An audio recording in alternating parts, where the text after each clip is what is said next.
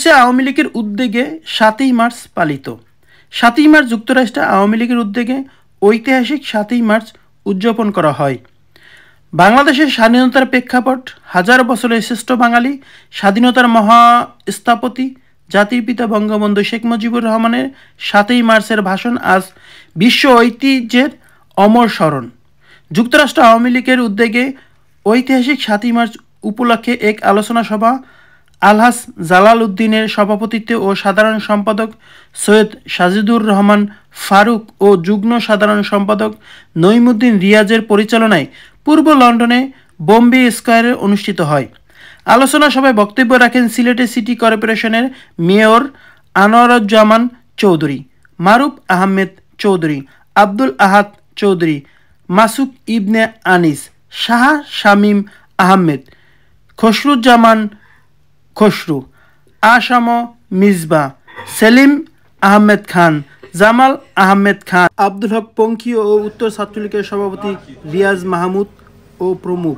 আজ ঐতিহাসিক ৭ই মার্চ এখানে যুক্তরাজ্য আওয়ামী লীগের উদ্যোগে পালন করা হয়েছে। সর্বস্তরের প্রবাসী বাঙালিরা এখানে উপস্থিত হয়েছিলেন। এই ঐতিহাসিক ৭ই মার্চ বর্তমান ডেভিল ইউনূস সরকার বাতিল করেছে।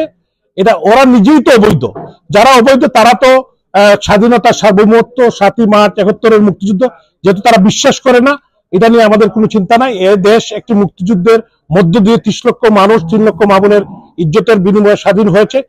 এদেশে ৭ই মার্চও থাকবে, ৭১-এর ২৬শে মার্চ থাকবে, ১৬ই ডিসেম্বর বিজয় দিবস থাকবে, বাঙালি থাকবে, বাংলাদেশ থাকবে, পতাকা থাকবে।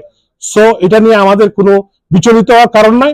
বঙ্গবন্ধু ৭ই মার্চের যে এবারের সংগ্রাম, মুক্তির সংগ্রাম, এবারের সংগ্রাম স্বাধীনতার সংগ্রাম, এটাই ছিল বাঙালির মুক্তির ভাষণ, এটাই ছিল আমাদের স্বাধীনতার সার্বভৌমত্বের।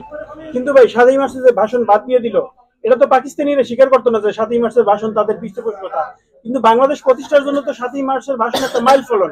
তাহলে আপনি কি মনে করেন ডক্টর ইউনূস কি প্রতিষ্ঠা করতে চাচ্ছে? আমি আগেই বলেছি যে ডক্টর ইউনূস বর্তমান রেজিম তার স্বাধীনতা বিশ্বাস করে না, বাংলাদেশের সার্বভৌমত্ব বিশ্বাস করে না। তারা যেহেতু অবৈধ, তাদের কোনো বক্তব্য বা তাদের কোনো সিদ্ধান্ত দেশের 18 কোটি মানুষ এটা মানবেও না, মানেও না।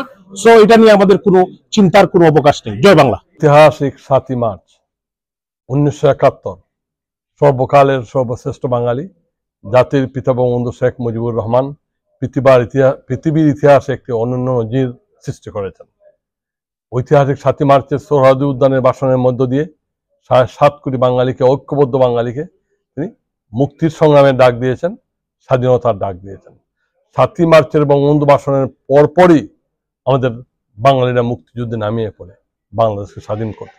সেই দিন থেকেই মূলত আমরা স্বাধীন বাংলাদেশ। ২৬শে মার্চের প্রথম পরে আনুষ্ঠানিকভাবে বাংলাদেশের স্বাধীনতা ঘোষণা করেন এবং আমাদের লাল সবুজের পতাকা আমরা এক স্বাধীন সার্বভৌম রাষ্ট্র হিসাবে জাতির পিতা বঙ্গবন্ধু শেখ মুজিবুর রহমানের নেতৃত্বে সেদিন স্বীকৃত হয়।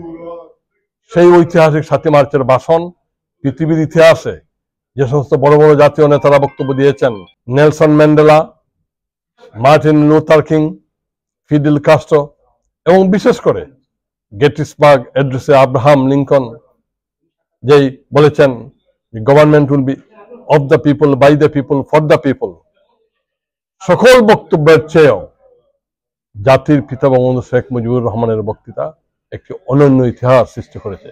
কারণ একমাত্র ৭ই মার্চের বক্তব্যের মধ্য দিয়ে একটি জাতি রাষ্ট্র গঠনের সুযোগ হয়েছে। ৭ই মার্চের বক্তব্যের মধ্য দিয়ে ৭.৫ কোটি বাঙালি সেদিন মুক্তিযুদ্ধে ঝাঁপিয়ে পড়ে এবং ২৬শে মার্চের প্রথম পরে আমাদের দেশ স্বাধীনতা ঘোষণা করে।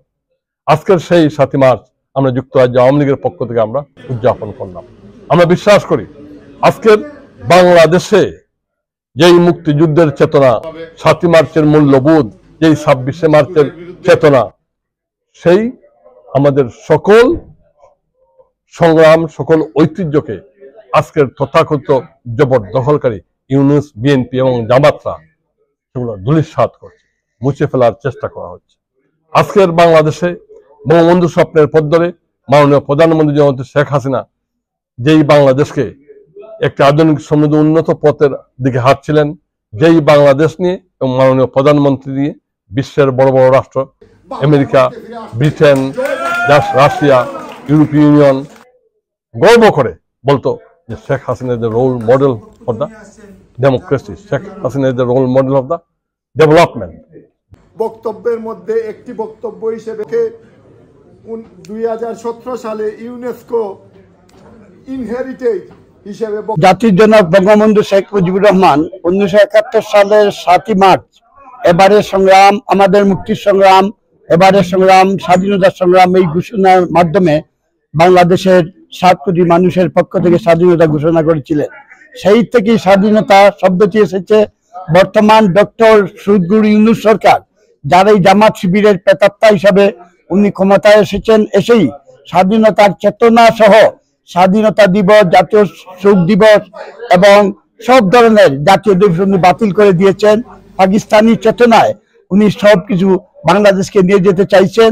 আজকে 7ই মার্চের আমাদের চেতনা, আমাদের ঘোষণা দৃঢ় প্রত্যয়ভাবে বলতে চাই, অচিরেই শহীদ ইউনূসকে আমরা উৎখাত করে জননেত্রী মাননীয় প্রধানমন্ত্রী হিসাবে আবারও বাংলাদেশে ক্ষমতা গ্রহণ করবেন, এই প্রত্যাশা করি। জয় বাংলা, জয় বঙ্গবন্ধু, জয় শেখ হাসিনা।